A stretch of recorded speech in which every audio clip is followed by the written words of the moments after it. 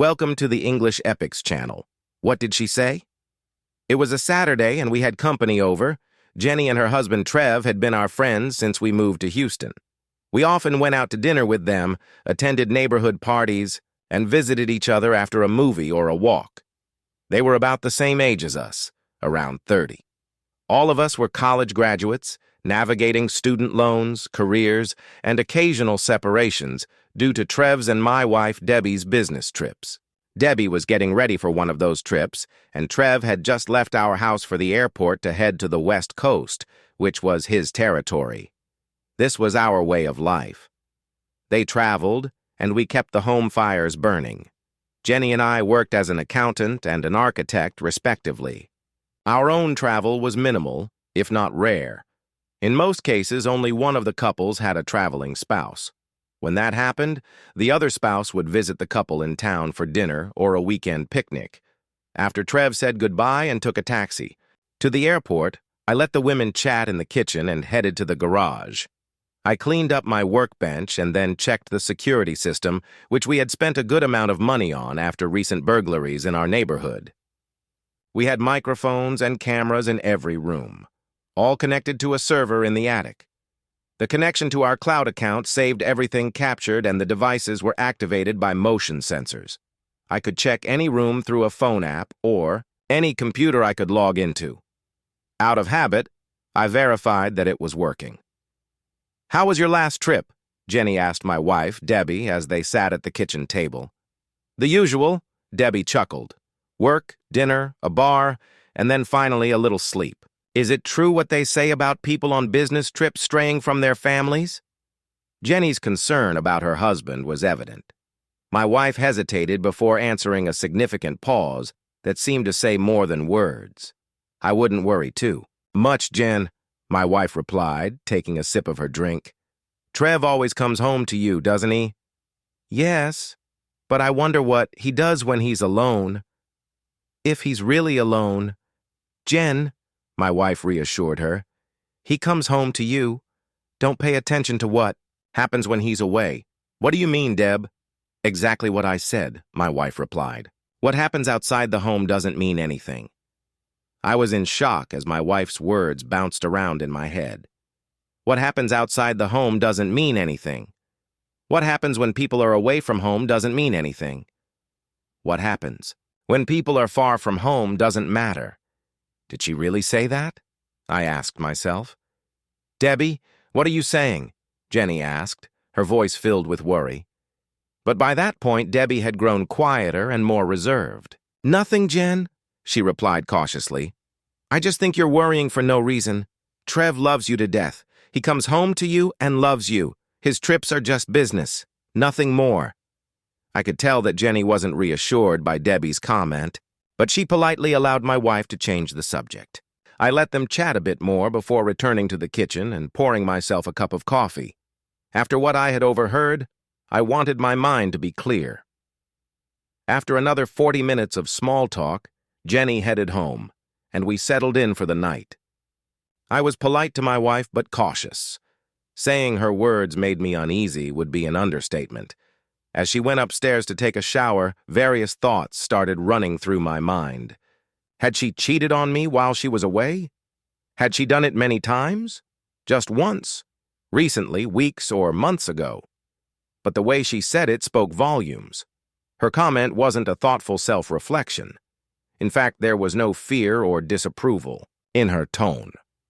It was just a matter-of-fact statement. An acceptance of this is how it is, without any hint of remorse. What was I supposed to do? What does any man do? Could I confront her with just a few words? Was I really about to throw away 4 years of marriage? We had even been thinking about having children. Had she been having sex while traveling? How could I be sure the child would be mine? Then I started to think. She usually traveled to Phoenix, San Diego, Seattle, and Omaha. Did she have lovers in each of those places? Or was there only one? Was he more attractive, bigger, taller, better? None of these thoughts made me angry. Instead, I felt only disappointment, anxiety, and sadness. The woman I loved had been unfaithful to me. As much as I wanted to be wrong, the logical part of my mind told me otherwise. My wife, Debbie, with one slip of the tongue, had revealed her infidelity. That night, I didn't sleep with her. She came downstairs to me, but I pretended to be asleep on the couch, my face buried in the pillows. She tried to wake me, but I remained in a deep sleep, and eventually she gave up. Without turning to face her, I stayed in that position until I drifted into a restless sleep that lasted until morning. The first thing I noticed as I began to wake up was the smell of coffee and the sound of footsteps in sandals on the kitchen floor. I cracked one eye open and saw a cup of coffee sitting on the table. Filled with anxiety, I said nothing and didn't move, knowing I was only delaying the inevitable. When I finally opened my eyes, Debbie was standing near the couch wearing nothing but sandals and a robe. Her blonde hair fell over her right shoulder as she looked at me thoughtfully. I glanced at her and got up without acknowledging the coffee. She gave me a worried look as I silently walked past her. Locking the bathroom door behind me, I began brushing my teeth. The creaking sounds from behind the door told me she was standing outside. But then they stopped all morning. We didn't exchange a single word. I was glad because I wasn't ready to talk to her. It wasn't that I was afraid of confronting her face to face. If anything, I was looking forward to it. But first, I needed to be certain. I needed information. That's just my nature. I never made a move without knowing the full picture. Taking my laptop, I settled into the corner of our living room where we had a desk facing the room. I positioned myself so that she wouldn't be able to see the screen. Debbie walked back and forth several times from the bedroom to the kitchen, but kept her distance from me. Her silence infuriated me. Why hadn't she asked me what was wrong? Was this part of her game? After calming myself, I focused on searching for private investigators in the cities she had traveled to. I filled out forms and wrote detailed descriptions of what I needed them to do. Using my personal credit card, I hired 4 detective agencies to start the investigations. "Are you hungry?" she finally asked around 2 in the afternoon. I didn't want to eat with her. "No," I replied, pretending to be busy. She watched me from the kitchen, trying to figure out what was wrong with me, but I didn't want to look back at her. Any wife with nothing to hide would have asked why her husband had turned away from her. Any wife with no reason to worry, "Maybe we should go somewhere," I suddenly said, standing up and reaching for my wallet, phone, and car keys.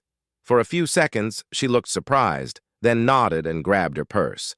She already had her phone in her hand, the same phone she always held on to.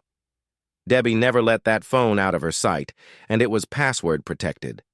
As we headed toward the door, I let her go ahead of me and stared at her beautiful, youthful figure, a figure that, until last night, I had thought of as mine, just like my own body. We always used my car when we went out together, so she moved to the passenger seat, waiting for me to open the door as I always did. Considering recent events, it was the last thing I wanted to do. But I forced myself. Whatever happened before, her trip on Tuesday, I needed to make sure she suspected nothing. I thought I might have already ruined everything. "Sorry about today," I said.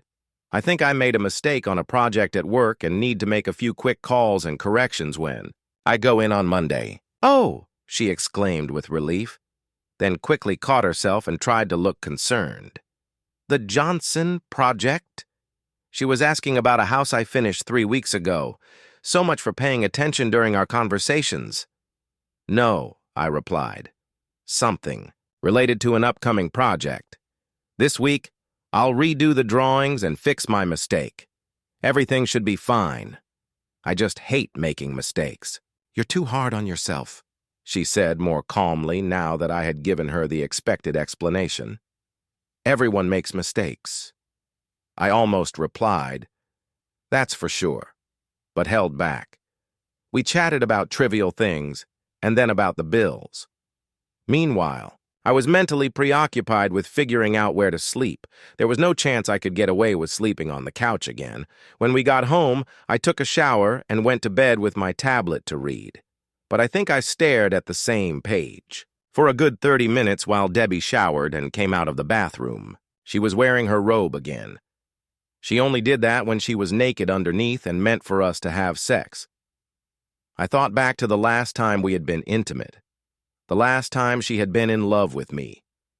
She lay down beside me, still in her robe, while I continued reading, or pretending to read. She placed a hand on my thigh and moved closer. "Are you mad at me?" she finally asked. I didn't answer but turned to study her face. I wanted to see if she would give me a sign. "I found your pills in the bathroom. You're taking them again?" She froze at my statement. "Yes, I know," she replied. "I'm so sorry. I thought we'd wait a few more months." I nodded, not wanting to make a scene. "No problem," I said. "You've lost your mind."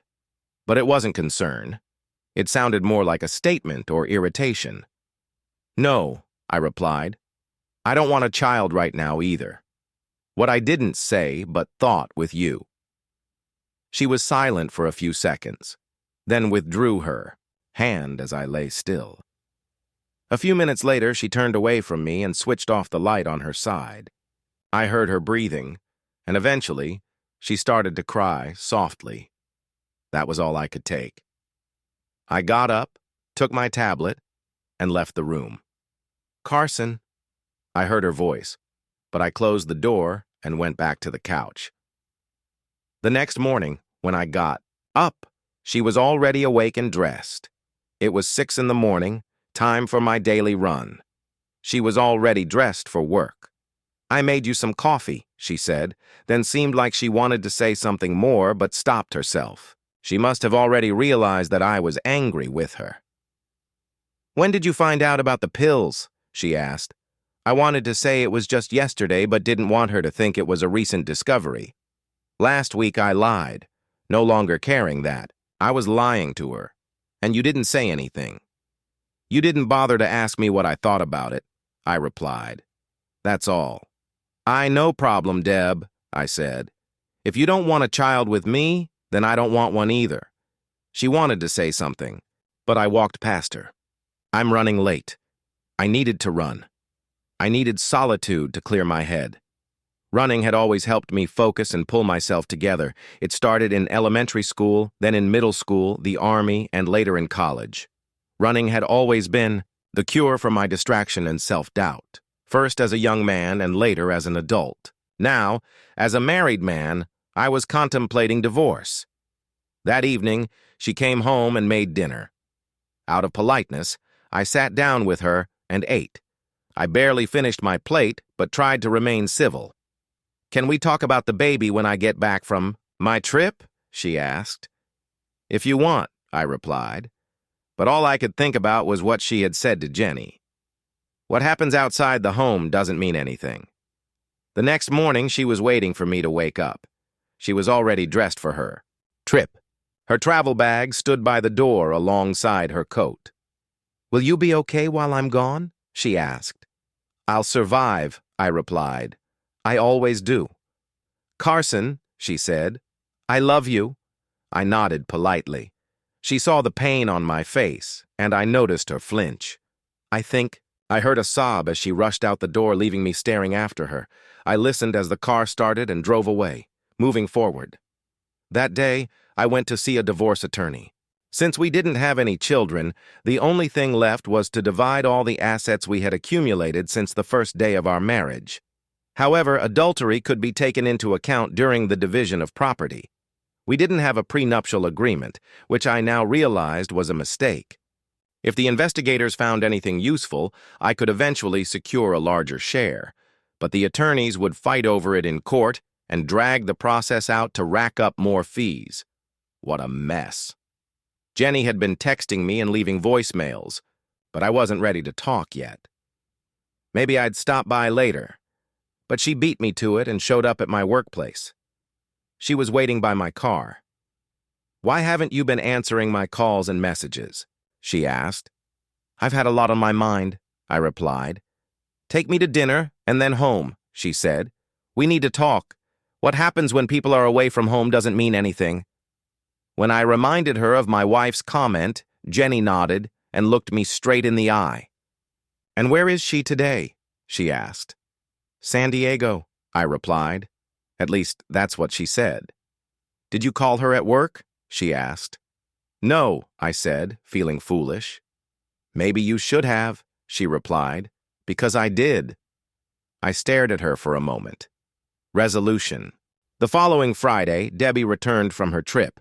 She went to work first, then came home. By that time, I had already prepared dinner and set the table. "Oh my God, honey," she exclaimed. "You really went all out." She rushed over to kiss me. It wasn't a deep kiss, but the kind a husband and wife usually share, even in public. I allowed her to kiss me, and it was quick. There was no awkward moment to worry about. At that moment, I thought that this kiss and the warmth of her hand touching mine might be the last ones between us. "Trev and Jen are coming over for dinner," I said, checking the stuffed peppers in the oven. "Trev and Jen?" she asked, surprised. "They're coming? Tonight?" I could see her discomfort. I thought it would just be the two of us. She trailed off as she saw me turn and give her a polite, disarming smile. "Well, I guess I'd better change and get ready," she said. I watched as she headed to the bedroom to take off her business suit. That morning, she had attended her final meeting in Omaha, then flown back home, stopping by her office before returning. It was clear she had planned to take a shower, have dinner, and relax a little. After all, it had been a long and stressful week for her, hadn't it? I checked my phone one last time for messages. A text from Jen. On the way. The message had been sent 5 minutes ago. At that moment, the shower upstairs turned off. If everything went as planned, Deb would soon be dressed. Just in time for our guests. "They're already on their way," I called out to her. But there was no response. I could imagine why. Seeing them was the last thing she wanted. She came downstairs wearing jeans and a white tank top. Beneath it, the straps of her pink bra were visible. She had on flip-flops like we both wore when relaxing at home. Nervously smiling at me, she walked over and placed a hand on my shoulder. "How can I help?" she asked. "There's some wine chilling in the fridge," I replied, checking the stuffed peppers. Again, "They'll be ready in 15 minutes at most." "That smells delicious," she said. "What's in the pot?" "Orzo pasta," I replied. She had a sad look in her eyes as she nodded at my choice for dinner. It was the dish I had made for her on our last anniversary, after we discovered Greek cuisine during our trip to Europe. The memories of those honeymoon-like days saddened me. But tonight had to happen, and this dinner was part of it. The table was set for 4, with 2 seats on each side. She glanced at it briefly, then took a bottle of Zinfandel out of the fridge, opened it, and inhaled its aroma. "Can I ask?" she began, but was interrupted by the sound of the doorbell. "I'll get it," I said, leaving her in the kitchen. I whispered to myself, "Showtime." I opened the door to our friend standing outside.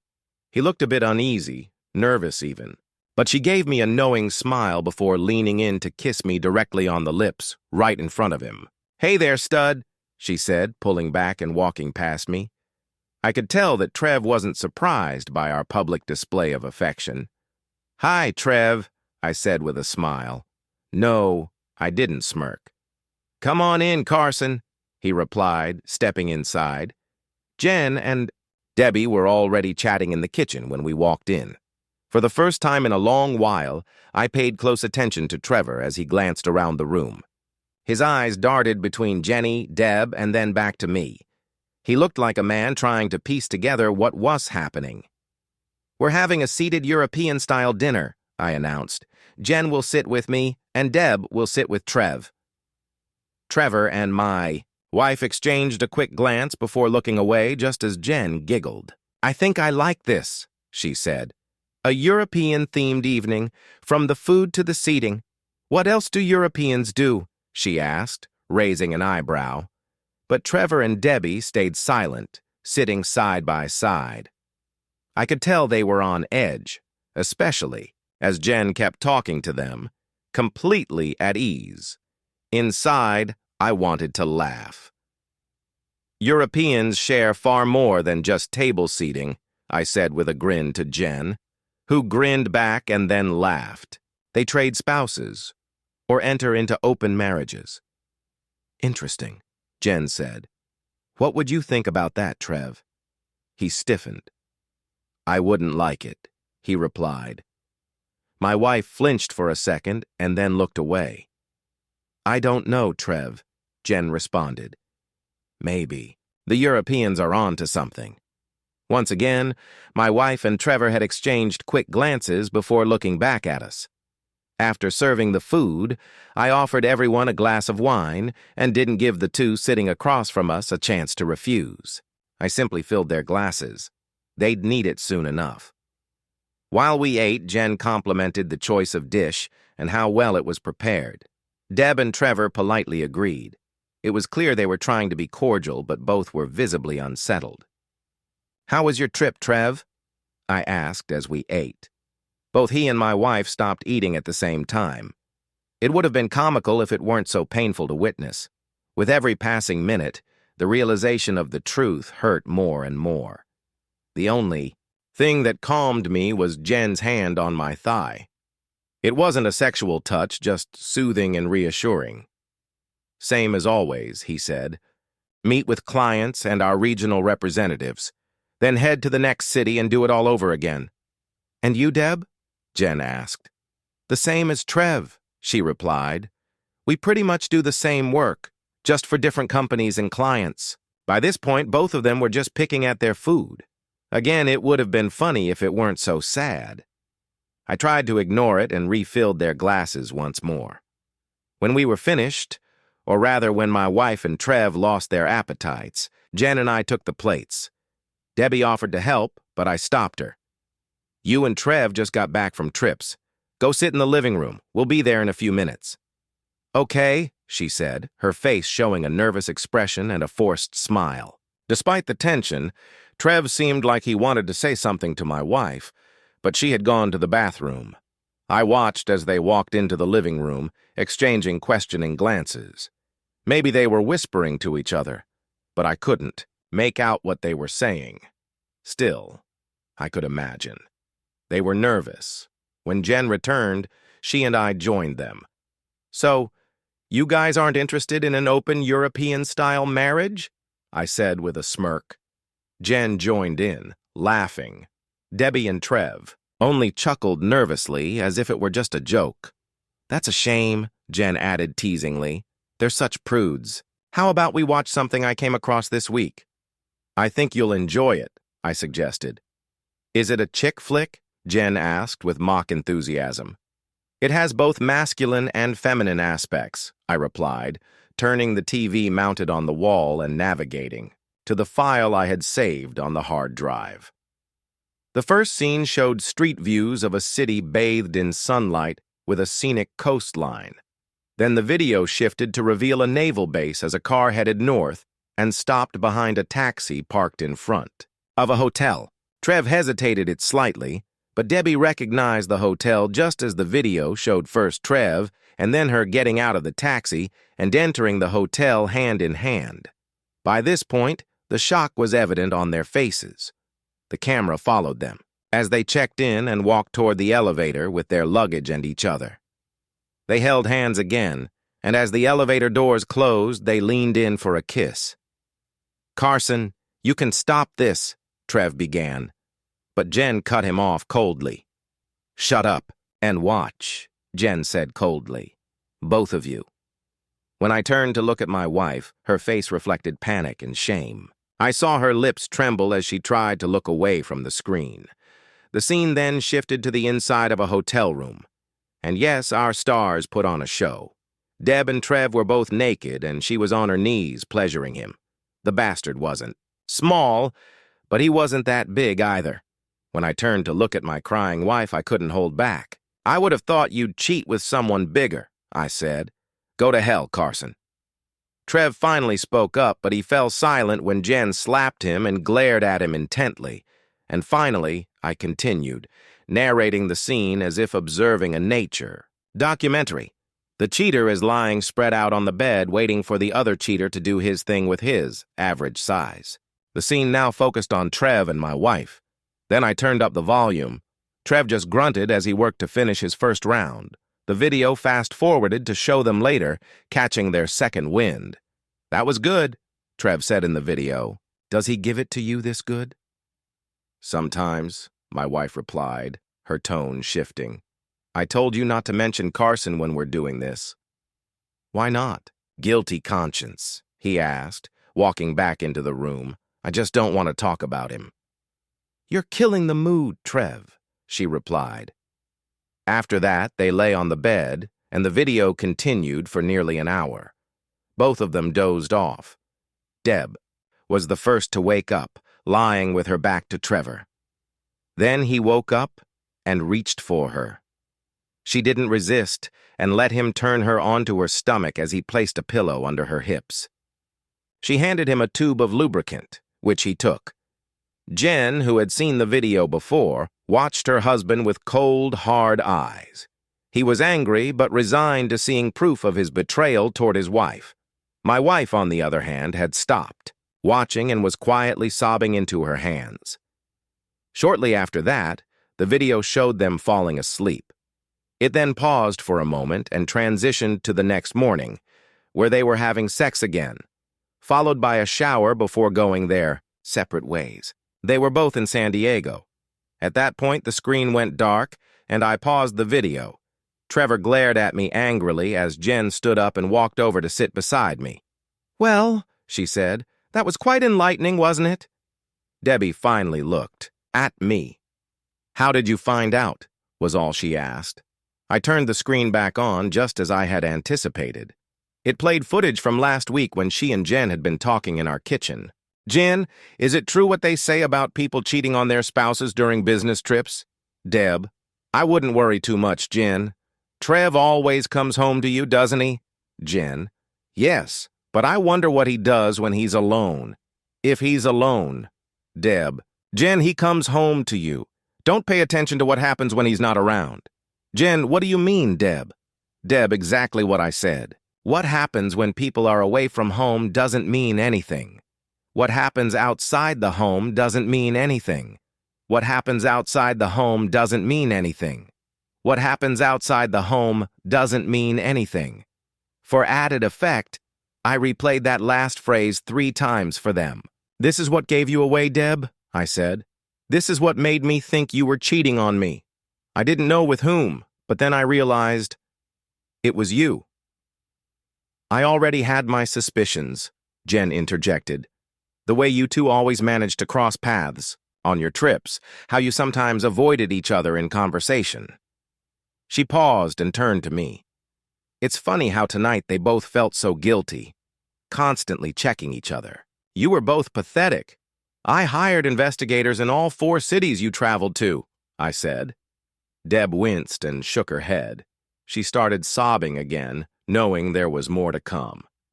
The next video showed Deb with another man at a bar, then walking toward a hotel room, grabbing his ass along the way.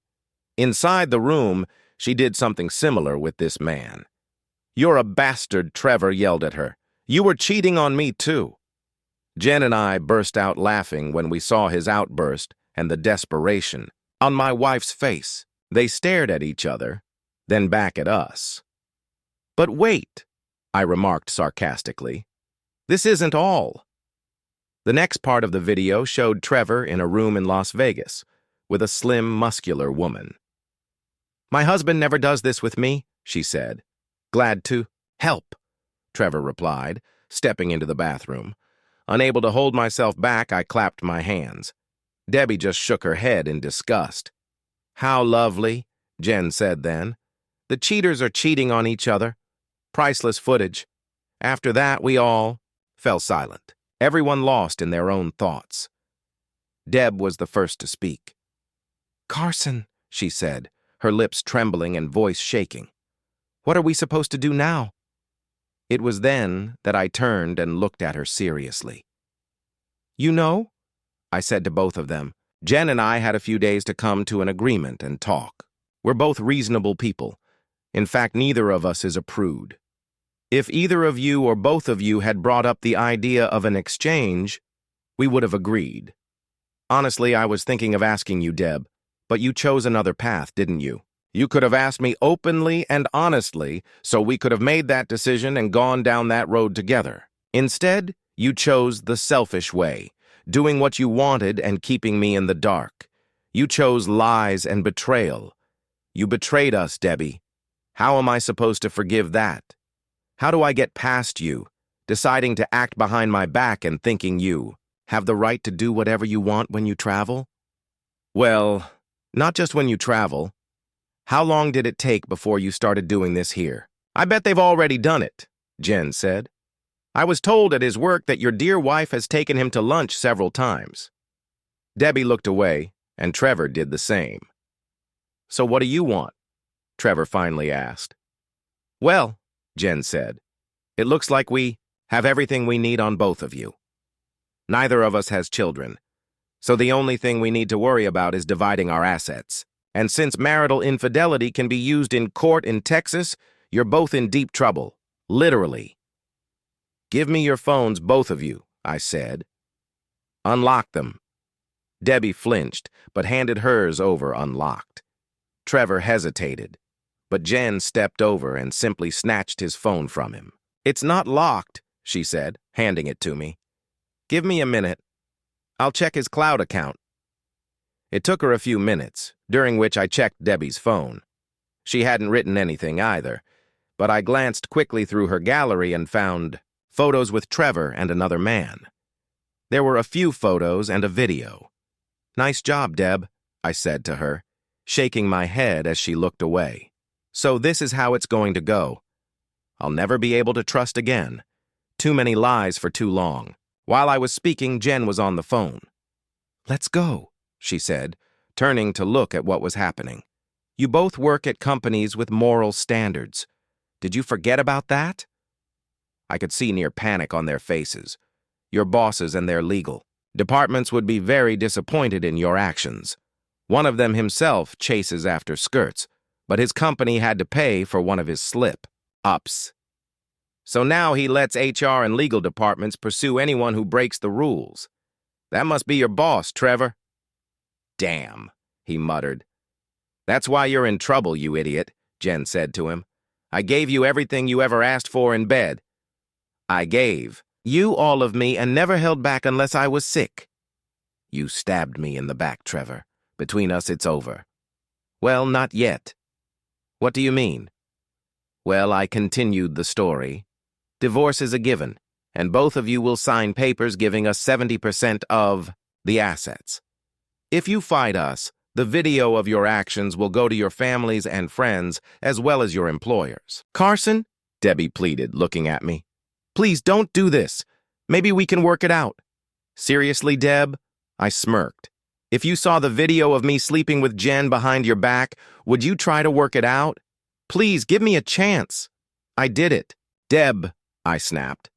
We had issues before you left for your damn tour and you still decided to do it. You decided to start taking the pills without talking to me. We're married. We decided to live together and make decisions together. You betrayed me and my trust long before you slept with him and someone else. You lost respect for me, so it was easy for you. I just want to know one thing. Why? She looked away, then looked back at me. Before you, I never had experience with other men. One guy finished less than a minute after. Carson, that was my experience before you. I wanted to try others and see what it was like. I stared at her, in disbelief. You should have thought about this before you married me, I replied. That's when people try others, not after they get married. Marriage isn't just a commitment, it's a contract between two people. It means that they're united against the world, and that marriage is exclusive until both parties agree otherwise. Well, you know, about leaving everyone else out. She wanted to say something but stopped, then spoke. Carson, I wanted to go out and have fun before the wedding, but then you came along, and I didn't want to risk losing you. The first few years between us were great, but in this last year, everything came back to me. I started wondering what other men would be like, not love. I had that with you. Just sex. That's all I wanted. I shook my head in disappointment. All you had to do was ask me, Deb. All you had to do was talk to me. Here, at home, we could have found people we know and trust. Damn. I would have let you do it with that jerk if we all decided to do it together since we were all friends. Instead, you two acted behind our backs and broke our trust. Debbie, with trust and love comes respect. You lost all respect for me, to act behind my back. We could have dealt with this together, but you chose to do it without me. Jen nodded along with me in agreement. This goes for you too, Trev, she said, especially after what we talked about.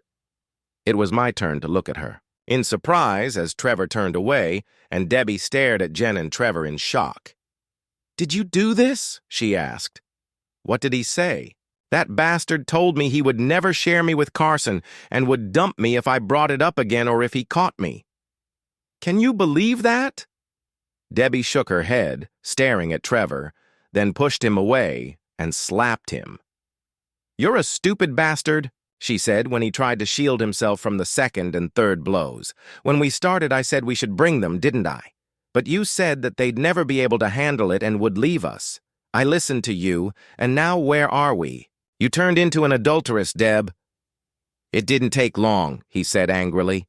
And after me, you started sleeping with others. So don't act like you're some saint. I remember our first kiss last Christmas. You let me kiss you for a minute or two while Jen was in the bathroom and Carson went out to the car. It didn't take me long to get you into bed. Actually, less than a week. I remembered that night. Everything seemed so perfect. The holiday with our best friends.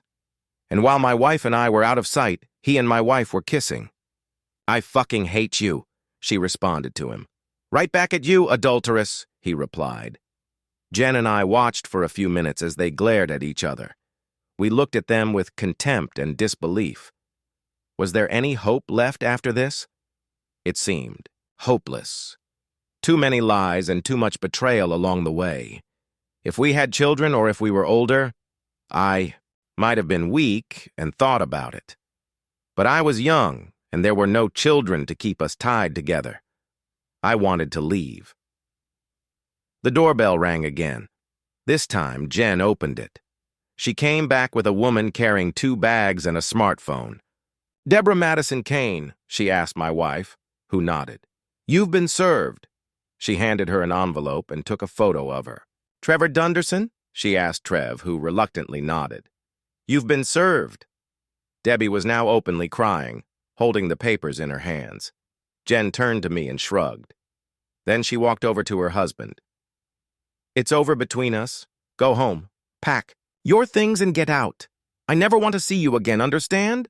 If you say anything to me, the video will go to your parents, your job, and anyone you still consider a friend. Got it? Deb didn't move, but then she turned Tome and did something I didn't expect. She knelt down and crawled toward me. And Jen, I'm begging you both. Please forgive me and give me another chance. I know I messed up. This is all my fault. Do whatever you want with me. Just don't throw me out on the street. Carson, please. Jen, please talk to him. I'm begging both of you. Debbie looked at me pleadingly. I immediately understood that this was my test as a man. Yes, I loved her. No matter how devoted I felt, I still loved her. But what she did was unforgivable. Still, I felt that throwing her out like this would be wrong. But I will never trust her again. Jen is moving in here and into my bedroom, I said. Looking her in the eyes, I saw her flinch. I understand, she said, suppressing a sob. I deserve this. I need to talk to her about you. Is that clear? The door closed, Trevor left, and Jen returned. What are you going to do with her? She asked. You know you can't trust her, right? I know, I replied, and I'm not going to. Debbie looked desperately at each of us. Please, was all she said. Shut up, Jen replied, shoving her back onto the floor. Debbie lay there for a second or two, then got back on her knees. Carson, please don't divorce me.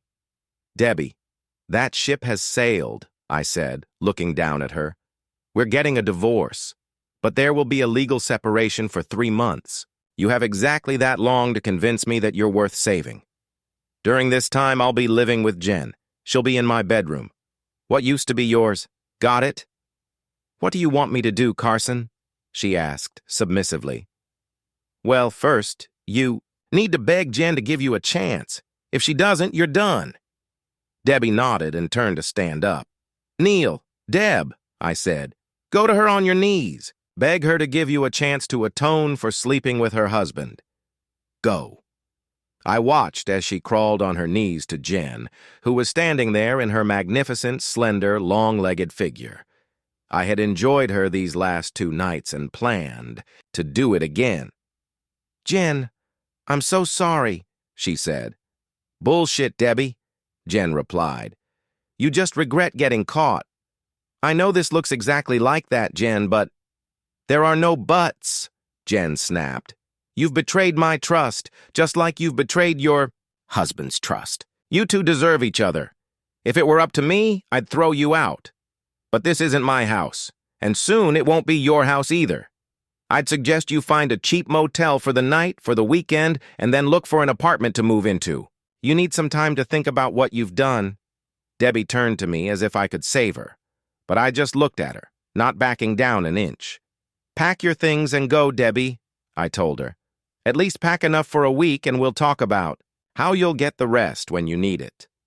When she nodded and started crying again, her face reflected despair and sad acceptance.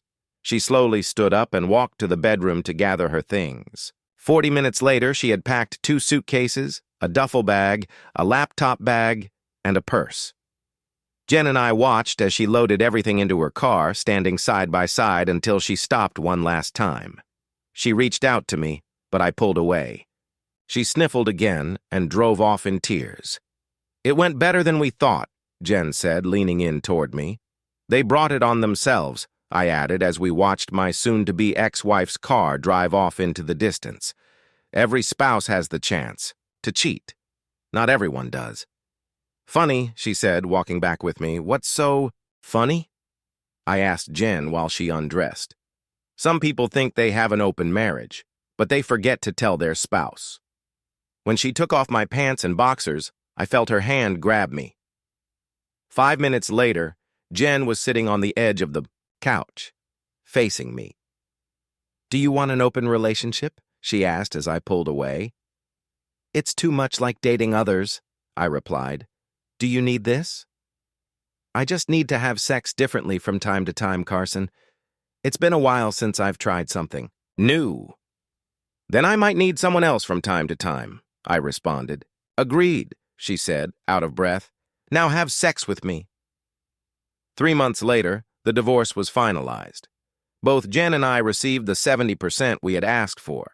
Jen sold her house, and I took out a loan to pay Debbie 30% for the house that had belonged to her. In one day in court, all the financial and legal matters were settled, but not Debbie's pain and guilt. She lost everything except her job. Her parents eventually found out when she started preparing them in case I sent them the video and photos out of spite. I never did. Trevor simply disappeared after his divorce from Jen was finalized. She had enough money to buy him out. But the last thing he said to her was that he'd stay in touch. It's been 2 years and we haven't heard anything from him. Debbie is still working and traveling. What she does no longer concerns me. The other day, Jen and I were at a cafe, and she passed by, busy with her phone. Jen and I live together, but neither of us is ready for serious commitment. It's been a year since my divorce, and my memories of the time spent with Debbie are fading. Jen and I have talked about a world trip, or at least we did. That damn virus from Wuhan, China, ruined our plans to see faraway places. So we're both on vacation, doing nothing but running, walking, and having sex like rabbits. But I'm still scared, just like she is. Who wouldn't be after everything we've been through? The other day I received a letter from Debbie. Hi, Carson. I hope you're doing well. I'm trying to live my new life. But honestly, it's not easy. I miss the time we spent together. I miss you and us. I've had so much time to think about what I did to you, to myself, and to us. I ruined everything, thinking that I deserved to have whatever I wanted, no matter what it was. In my pursuit of experimentation, indulging my desires, and seeking self-fulfillment, I hurt the man I loved and lost my marriage. Not to mention that I helped destroy Jen and Trevor's marriage. It would be so easy to blame him for what happened. But we all know that's not true. Everything I did voluntarily. No one forced me. I owe you an apology, Carson. Not just for destroying our marriage and our life together, but also for losing respect for you, as you said. But before I did that, I lost respect for myself. I gave in to the belief that I deserved pleasure and experienced the feeling that I had missed out on everything. So I have experience behind me that I never expected. Divorce. Nothing about it. Nothing at all is appealing or satisfying. It tore me apart. I've heard that you and Jen are still together. I wish you both happiness, but to say that I'm not jealous would be a lie. Take care of yourself and Jen. Yours, unfortunately, ex-wife, with love, Debbie. PS2 things, loneliness sucks. What happens outside the home matters a lot. Thank you for listening until the end. See you in the next episode of English Epics. Take care of yourself and your loved ones. Goodbye.